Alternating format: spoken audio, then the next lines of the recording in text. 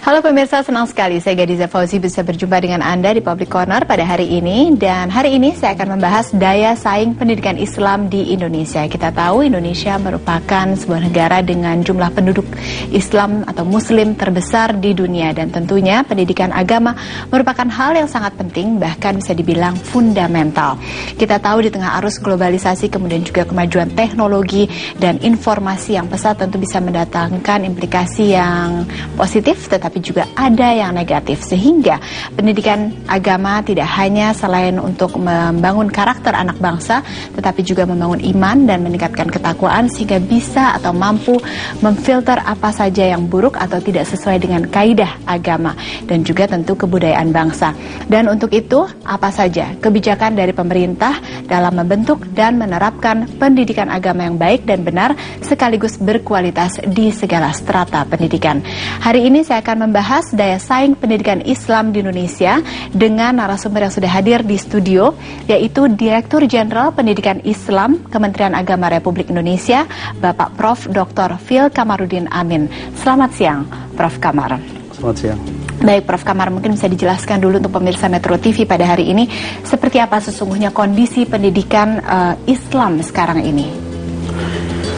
Pendidikan Islam Indonesia hari ini telah mengalami sejumlah perkembangan cukup signifikan beberapa tahun terakhir, khususnya dalam memberikan kontribusi akses terhadap anak-anak bangsa yang belajar di sekolah dasar, menengah, dan juga di perguruan tinggi.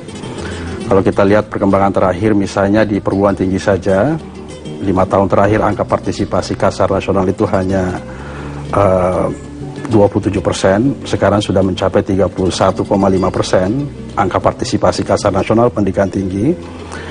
Pendidikan Islam memberi kontribusi cukup signifikan, yaitu ada sekitar 14% dari mahasiswa nasional itu dari pendidikan Islam.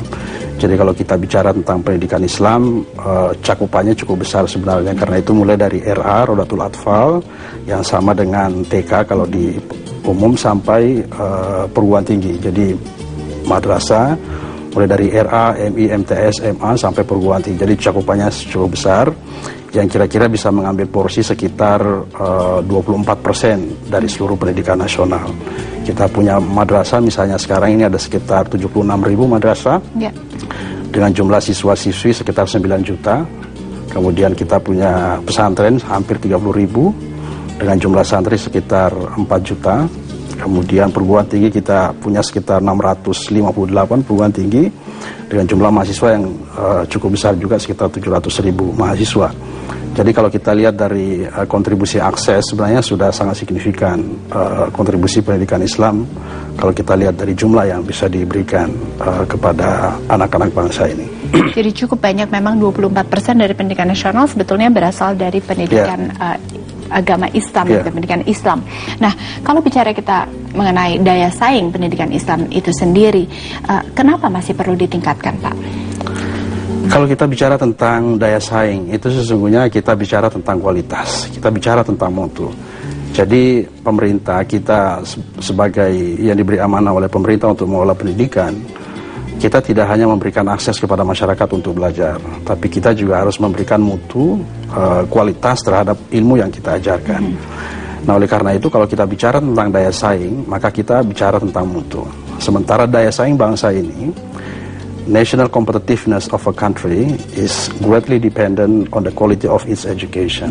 Jadi kualitas daya saing sebuah bangsa itu sangat tergantung dari kualitas mutu pendidikannya. Nah, pendidikan Islam yang ditawarkan untuk mencerdaskan anak-anak bangsa ini harus menawarkan pendidikan yang bermutu, berkualitas, agar bisa meningkatkan daya saing bangsa.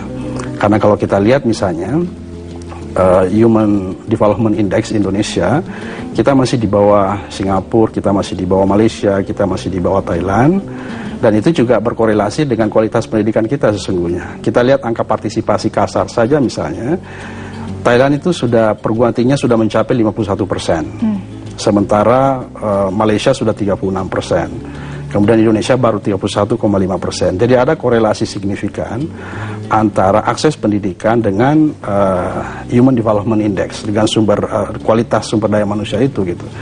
Oleh karena itu kita dituntut untuk tidak hanya memberikan akses pendidikan kepada anak-anak bangsa, tapi bagaimana bisa menawarkan, memberikan pendidikan yang bermutu berkualitas kepada anak-anak bangsa.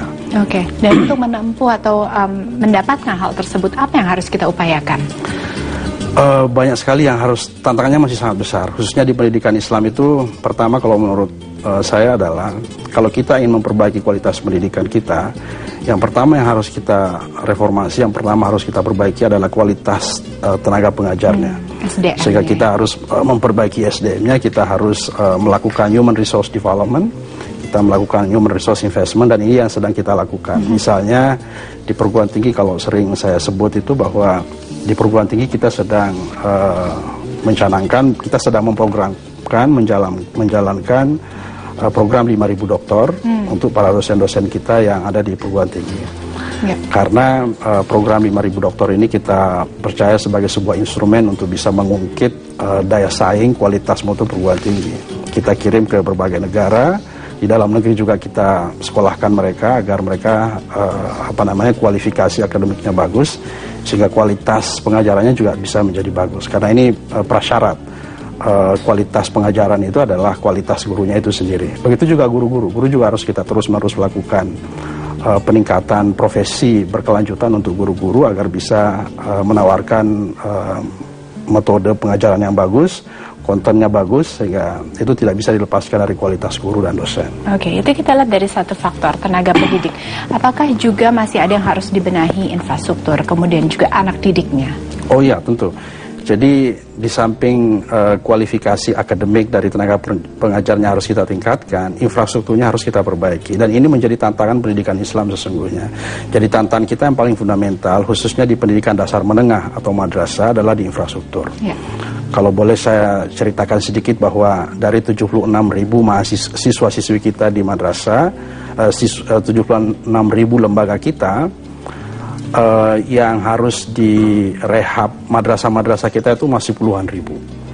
Ruang kelas yang harus direhab itu masih puluhan ribu. Sementara anggaran yang tersedia itu juga masih sangat terbatas. Jadi saya sering menyampaikan di beberapa tempat bahwa misalnya kami harus merehab ruang kelas sekitar 10.000 setiap tahun, tetapi anggaran yang tersedia itu hanya 600 sampai 700 ruang kelas. Sehingga ini tantangan yang paling fundamental sesungguhnya adalah bagaimana sarana prasarana madrasah ini bisa diperbaiki. Persoalannya karena madrasah kita ini sebagian besarnya juga swasta. 92% madrasah di Indonesia ini adalah swasta. Kalau negeri tidak ada masalah, yang negeri alhamdulillah sangat bagus. Tetapi yang swasta ini khususnya yang berada di desa-desa, yang di daerah pedalaman, itu yang perlu mendapat perhatian serius dari kita semua. Oleh karena itu melalui kesempatan ini juga sesungguhnya saya ingin mengajak partisipasi masyarakat, partisipasi pemerintah daerah, bupati, wali kota sesungguhnya juga untuk bisa membantu memperbaiki kualitas sarana prasarana madrasah kita. Karena ini yang merupakan kendala utama juga dalam proses akreditasi kita. Salah satu elemen akreditasi yang harus dinilai itu adalah sarana prasarana. Ini selalu menjadi kendala semuanya. Baik, sebelum kita lanjutkan, artinya ini menarik sekali bahwa swasta juga mendapatkan perhatian dan mereka berhak mendapatkan bantuan juga ternyata dari pemerintah. Dan kita akan membahas lagi mengenai anak didik dari pendidikan Islam. Ternyata juga masih banyak hal yang harus ditingkatkan sehingga mereka memiliki daya saing yang tinggi. Kita akan bahas lebih lanjut. Pemirsa jangan kemana-mana, tetap bersama kami untuk mengikuti perbincangan mengenai meningkatkan daya saing pendidikan Islam.